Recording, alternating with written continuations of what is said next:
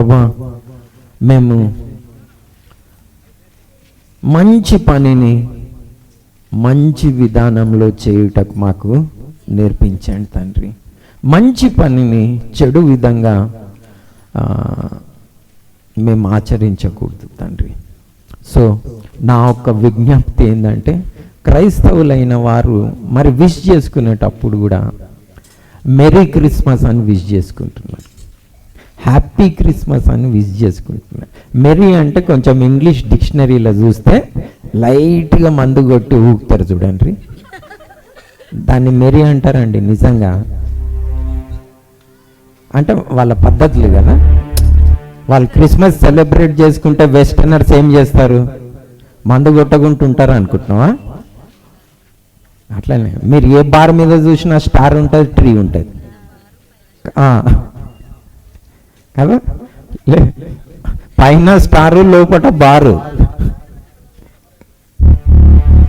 So దేవుని సేవకునిగా at least దాన్ని మార్చేద్దాం అనుకుంటున్నాను. అంటే మీరేం విష్ చేస్తే let us celebrate a holy Christmas. ఆమేన్. పరిశుద్ధంగా ఆచరిద్దాం మనం. అవునా కదా? ఎస్ ఆర్ నో మీరు చెప్పండి. సో మనం మీరు విష్ చేయండి, నేనైతే విష్ చేయ, కానీ మీరు విష్ చేసుకుంటే ఏమని విష్ చేయండి, let us celebrate a holy Christmas. Merry Christmas వద్దురా బాబు, పిండి వంటలు బట్టలు విట్టలు ఏం చేస్తారు అవి వద్దు.